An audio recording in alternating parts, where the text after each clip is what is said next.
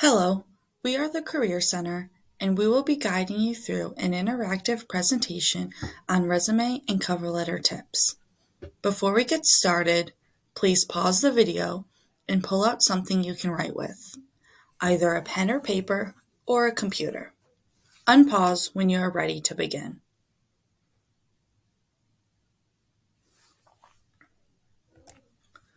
Before we get started, I'm going to give a brief overview of the Career Center. We have two locations. One is in Allendale in 200 Student Services Building. Our other is on the Pew campus in 101B DeVos. We also offer Career Lab hours.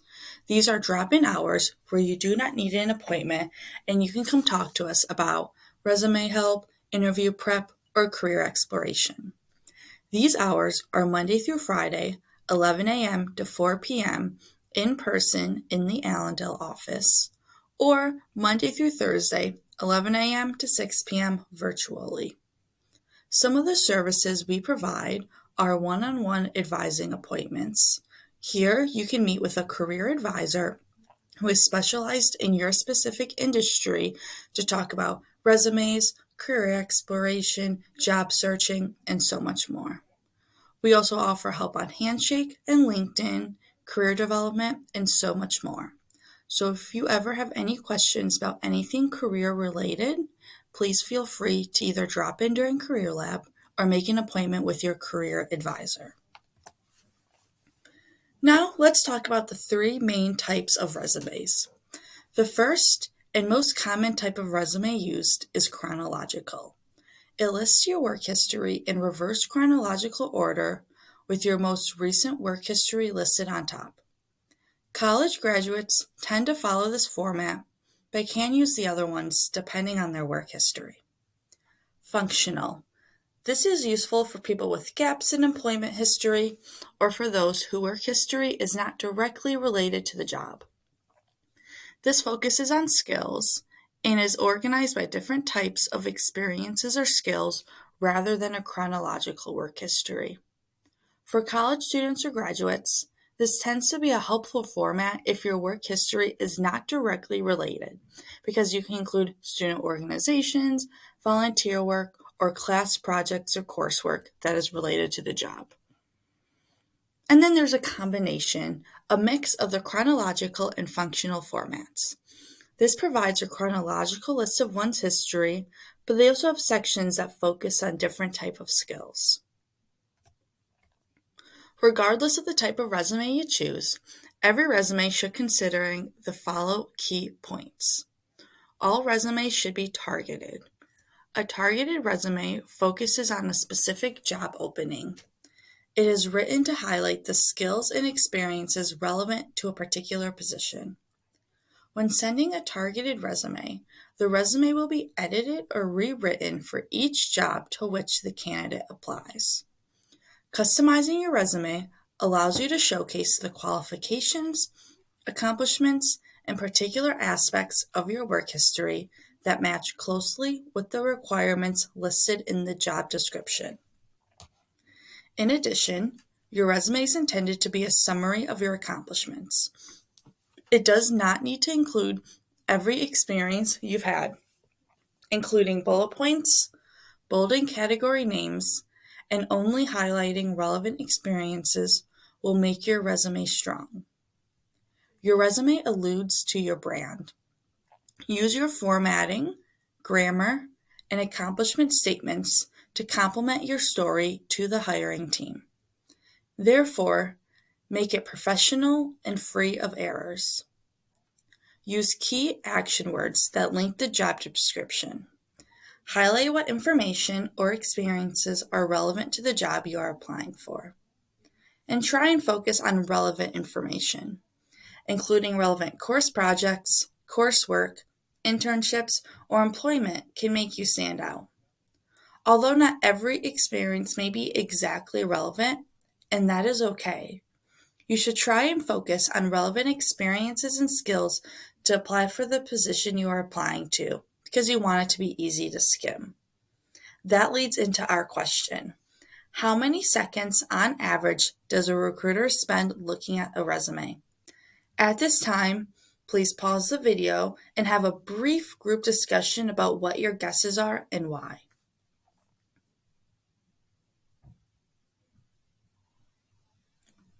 According to a review by Andrew Fennell at Standout CV, recruiters spend, on average, just 7 seconds looking at each resume for the first time.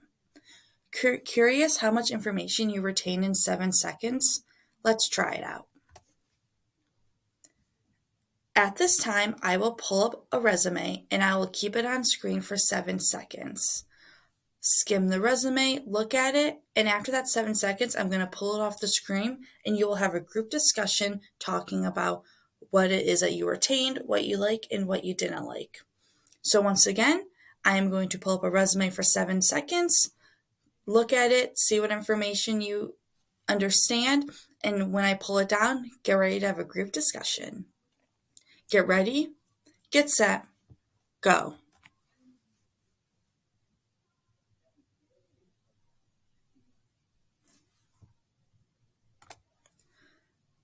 All right, I know that was quick.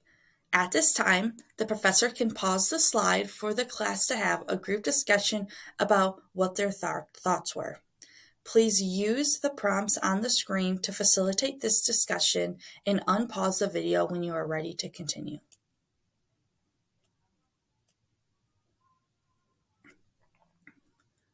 There were a lot of things you could have just talked about, but some of the things that you may have brought up is 1, that was too quick. Why is it important? This is why it is important to make your resume ready to read. That way, a recruiter can gather the most information in that short period of time. 2, you may just remember the name, education, and maybe some other category names.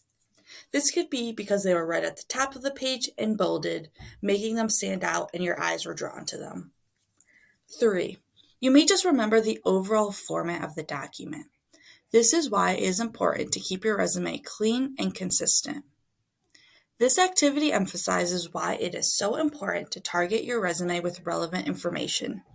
Include what the hiring manager needs to see in order to decide whether or not to move forward with an interview. Let's go over some formatting. The important thing to remember is to create your own resume. Do not use a template. When templates are used, you run into the risk of an applicant tracking system or an ATS discarding your application. In addition, someone else may have the same exact resume as you, which doesn't allow you to stand out. Taking the time to open up a blank document and manually input your information will make you look like a new applicant and make the recruiter want to read your resume. Resume should be clean and consistent and easy to read. With how long recruiters look at your resume for the first time, you want it to be easy to find information. Using bold, italics, and underlining help emphasize content. This again helps important information stand out. If you decide to bold and underline the category name education, make sure to bold and underline every other category name throughout the entire document. Getting another set of eyes on your resume can help you decrease mistakes and inconsistencies. So have a friend, family member, or stop into Career Lab to have someone look over your resume. On the right side of this slide, you will see 2 examples of an education section.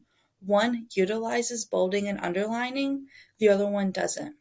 You may notice that your eyes are drawn to that first example or the top example because of the bolding.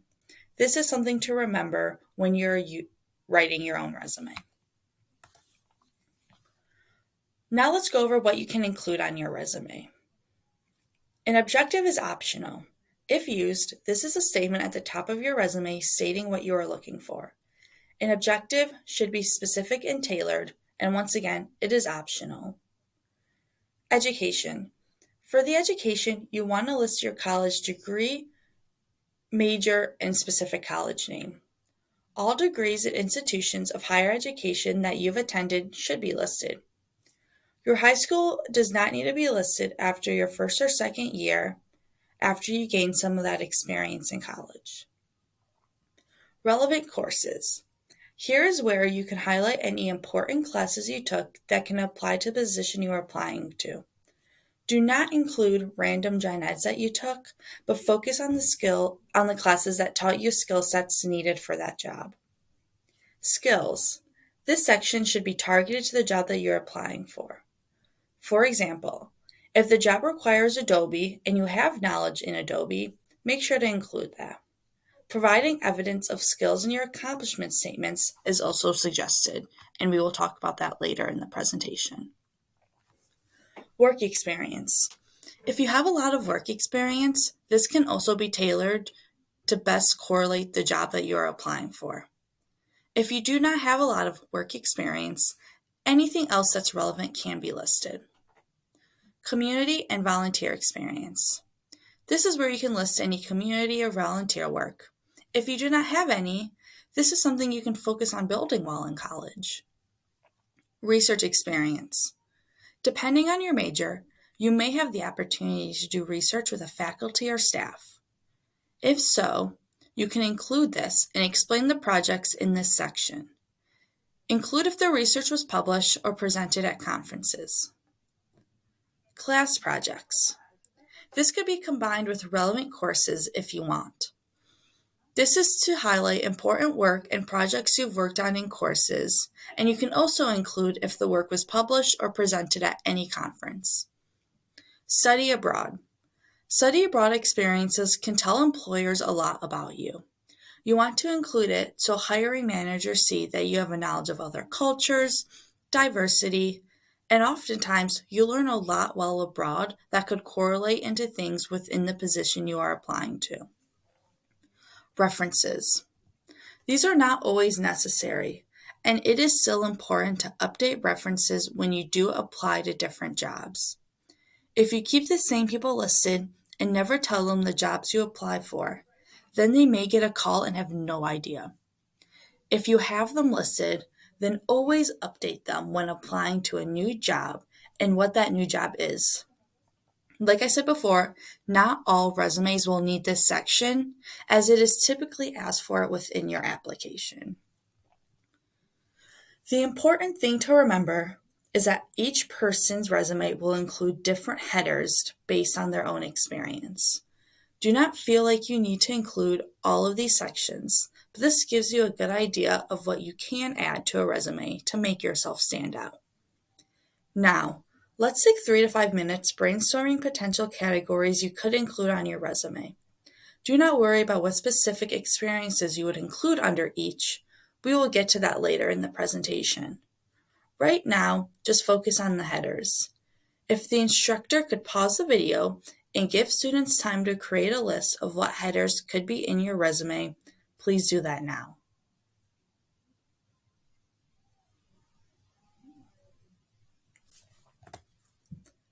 Let's go over formatting a little bit more. Choose a basic font. When formatting your resume, use a basic font that is easy to read for both the hiring manager and for those applicant tracking systems. Google also favors the simple over the complex. Many fonts make your resume clean and easy to read while retaining your individual style. Make sure your font size is also not too small. We usually recommend the minimum font being a 10 point, and honestly, we'd recommend staying between 11 and 12 point.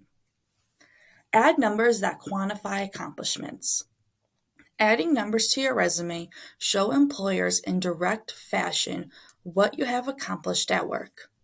Not all of your achievements are quantifiable, but adding those can serve as a powerful negotiation tool when the topic of salary arises. Include contact information. Include all your contact information in your header so that employers can easily get in touch with you.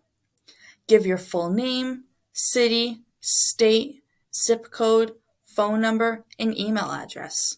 If you have a LinkedIn profile or a professional website, include those links as well. Information to avoid.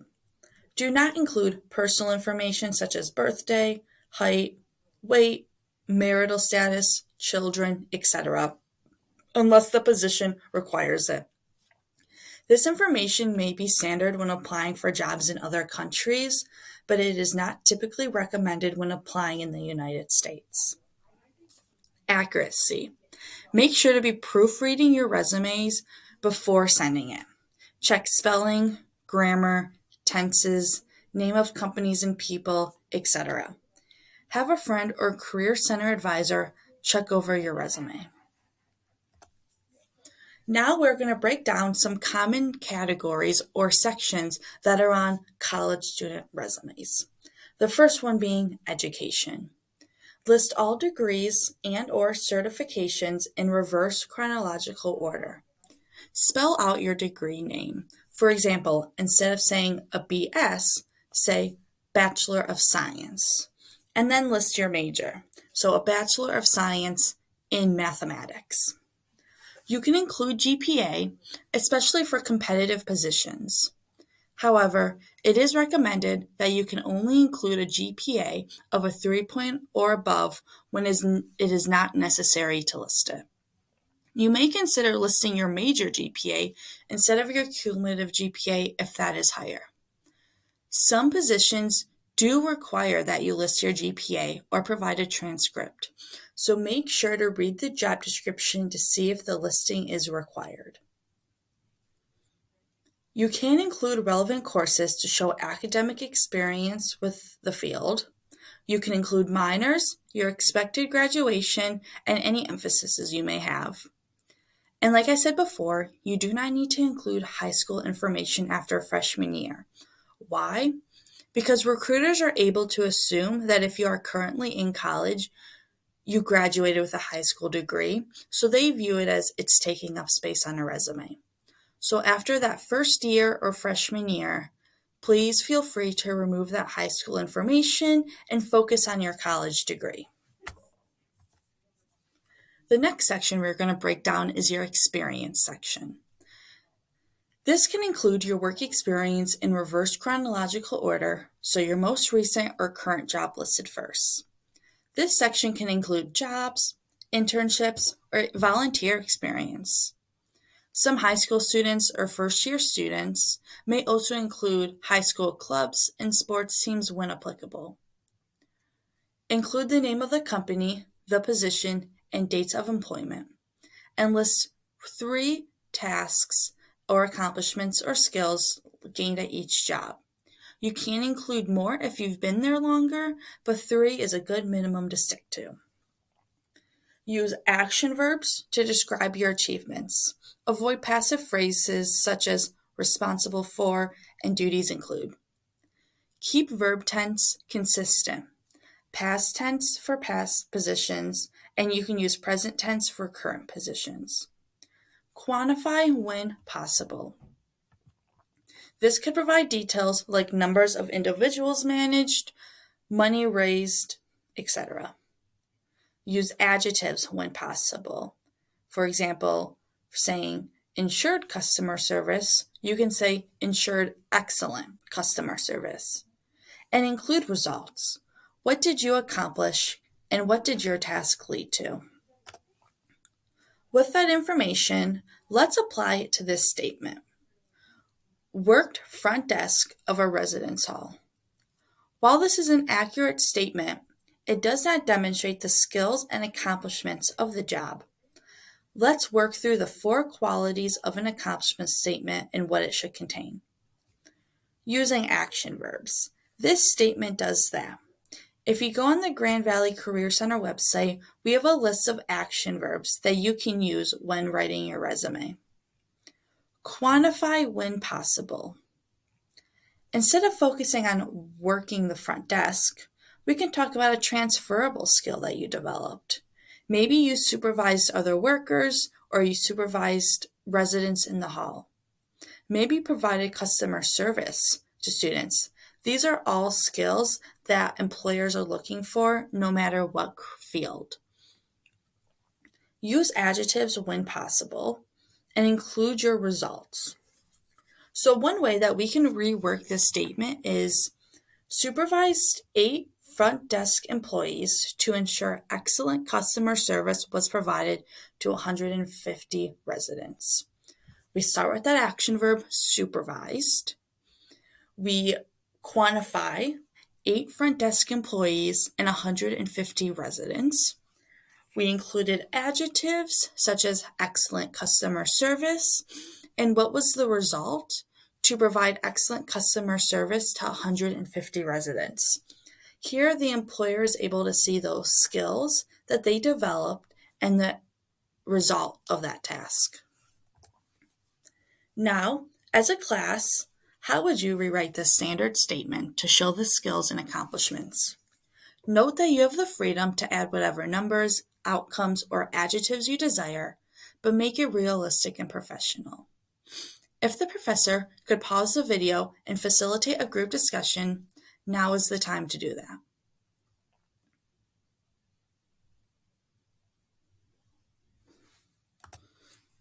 Great work. There are many ways you can reword this statement to make it stronger. One way you can do that is utilize leadership skills to coordinate camp and swim schedules of over 250 children. Here, the employer is able to see that this applicant has strong leadership skills and experience managing a large group of people. And what was the positive outcome? To coordinate schedules of 250 children. The important thing to remember when writing accomplishment statements is that you should try and match the skills in the job description on your resume through these statements. Now let's break down projects and skills. When you have work experience that is not very relevant to the job that you're applying for, but you have worked on course projects that do relate to the job, you can always highlight these on a course project section. This is a great way for a college student or a recent graduate to target their resume to a specific career field if they do not have much related work experience. With skills, you should try and incorporate your skills into your work experience, course projects, or whatever sections you can, just like we did before with the accomplishment statements. You want to show rather than tell. However, a skills section is great to showcase those hard skills that you may have. In a skills section, employers have seen all too often skills such as time management, communication, Microsoft. While it doesn't hurt to include a separate skills section, try and show how you utilize those skills in your accomplishment statements. In a skills section, include stuff such as languages. This can be languages such as Mandarin, Spanish, or include computer languages such as like programming. Focus on those hard skills and those soft skills such as JavaScript, Canva, legal drafting, SAP, SEO optimization. Some soft skills are okay, but try and be specific. Instead of communication skills, what type of communication do you excel at? Business communication, nonverbal communication. But if you are going to have a separate skills section, focus on those hard skills, and most importantly, focus on those skills included in that job position you are applying for. Earlier in the presentation, I asked you to come up with some headers that you would include on your resume. Now, let's take some time to write down some possible experiences you could list on a resume. Like I said before, these can be part-time jobs, volunteer experiences, class projects, or internships. Please pause the video and take 5 to 7 minutes to work on this list. Do not focus on the accomplishment statements, just list out those experiences. After, the instructor can facilitate a group discussion. Please pause the video now and unpause when you are ready to continue with the presentation.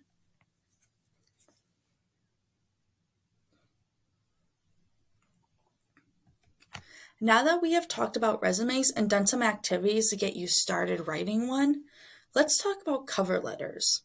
What and why are cover letters important?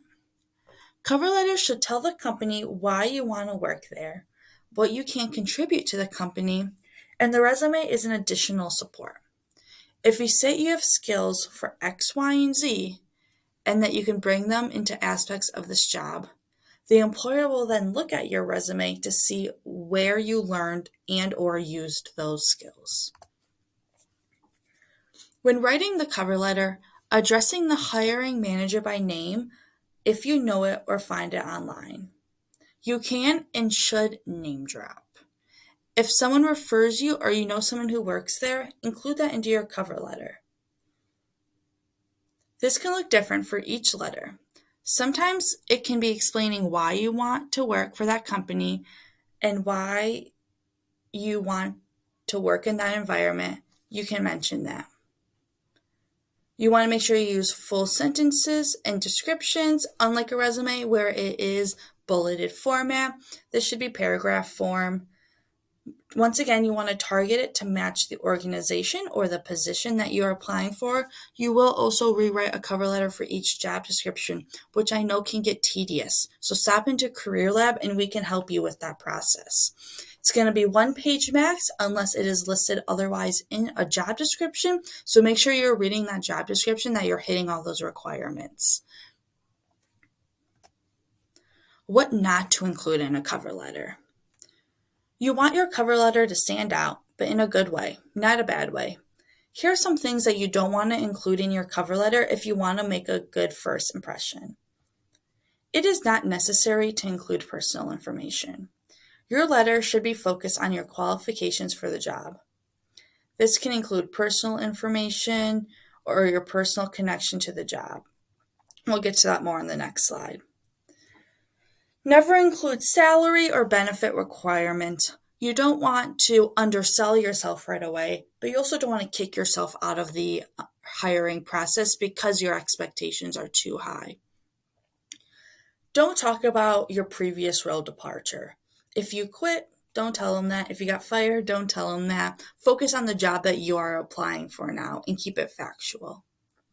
Don't include incorrect information or exaggerate accomplishments. Don't be the person who has the wrong company. You will always be remembered in that way. Check for typos and grammatical errors. Don't click send or upload your letter before you've taken the time to carefully proofread it. Grammarly is a terrific tool to make sure that your cover letter is perfect. Read the letter out loud and you may pick up more mistakes. Or have a friend, family member, or a Career Center advisor proofread that cover letter before you submit it. And don't repeat your resume. The cover letter should not be a laundry list of skills and accomplishments, but it should expand on your relevant skills and experiences to tell your story. Let's take a look at a cover letter outline.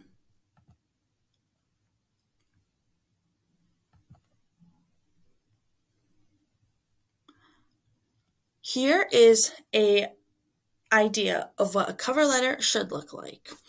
Like I said, it is going to be 1 page. You will include the same header that is on your resume. You will include the date that you apply, the person of who you're writing to, their organization name, and their address. Like I said, if you do not know what name or who you're writing this letter to, it's okay to put Dear Hiring Manager or Dear Human Resources. Stay away from to whom it may concern because that's a little too general. Try and get as specific as you can.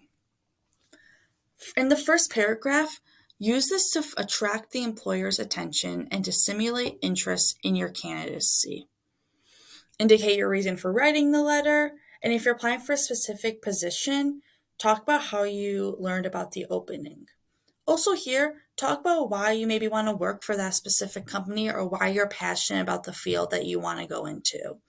This is where you want to get their attention and make them want to keep reading. The second paragraph is where you can take the skills either you have and want to highlight or the skills listed in that job description and talk about. You can include stories of how you developed those skills. Once again, you just want to show and don't tell, and you don't want to repeat your resume.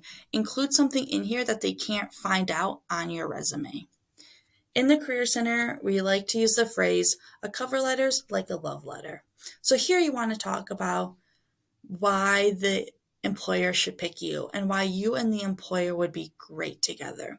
So talk about your skills and connect it back to that job description. In the third paragraph, here you can say something as simple as, I would love to come in for an interview. Please contact me here. And if you need any additional information, please feel free to reach out to me. Sincerely, you'll leave a blank space and then type out your name. We always recommend doing a handwritten signature on all cover letters.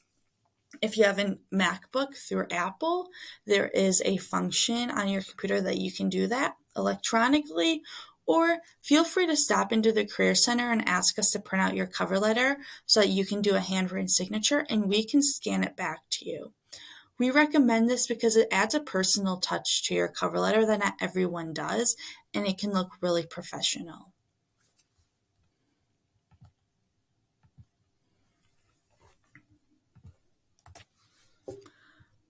Now we are going to do an activity about cover letters. Professor, please give the students 10 minutes to work on their list. After, please take an additional 5 minutes to have a few students share their accomplishments and have a reflective group discussion. Students, brainstorm 3 accomplishments/skills to write about in a potential cover letter. A good thing to think about is the FAB method: a fact, an accomplishment, and your because. A fact may be, I work as a front desk employee at Housing. Think about an accomplishment that you have from that. Maybe you've had to deal with crisis management. Maybe your supervisor had to fill a shift last minute. Maybe there was an issue with technology and you had to brainstorm. And then your because. How would you relate that back to a job? I know you don't have a job description right now, so that last part may be a little difficult, but think about ways you could connect that back to a general job posting. Like I said, please take 10 minutes to complete lists and then have a group discussion after. Pause the video now and unpause when you are ready.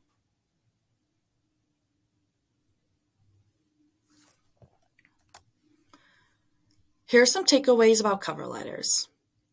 Your cover letter is an opportunity. Even if it's not required, a cover letter is an opportunity to pitch your credentials for the job. Make it a match. Your goal in writing your cover letter is to match your skills, experiences, and qualifications to the employer's job requirements. And pay attention to the details. Double check to make sure you got all the details right, including the spelling of the job title, hiring manager, and name of the organization. Some final takeaways. For your resume, it should be a bulleted summary of your relevant experience, such as your education, work experience, community/campus involvement, etc. And it's meant for employers to quickly skim and learn more about your credentials. A cover letter is meant to link your professional experience to the job in a more personal manner, and it's an opportunity to tell your story. Now, pause the video and take some time to discuss your own takeaways from this presentation. What is something new that you learned today? Did this presentation ease your fears of writing resumes and cover letters? Please take about 2 to 3 minutes to discuss as a group and unpause the video when you're ready.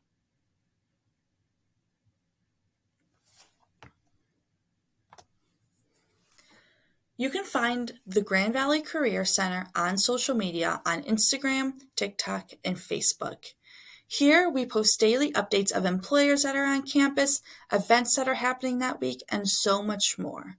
We also have a super engaging TikTok, so if you're looking for fun videos, you can also follow us there. We also have career communities. This is a great way for you to start getting connected to the Career Center and learn about upcoming events, job postings, or resources that are relevant to your industry.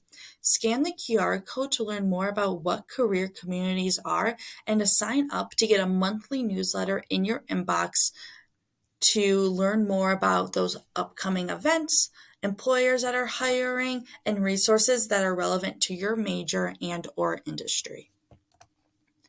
We also have a podcast that you can hear from our career advisors, employers, or other staff in the office about career-related information. We have podcasts about writing resumes, cover letters, career exploration. We even have employers come in and talk. For example, we had a former Secret Service agent come in and talk about their experience. Scan that QR code to subscribe to our podcast and to listen about other advice we may have for students. Thank you so much for participating in this presentation. We hope that you enjoyed it and are taking a lot away from it.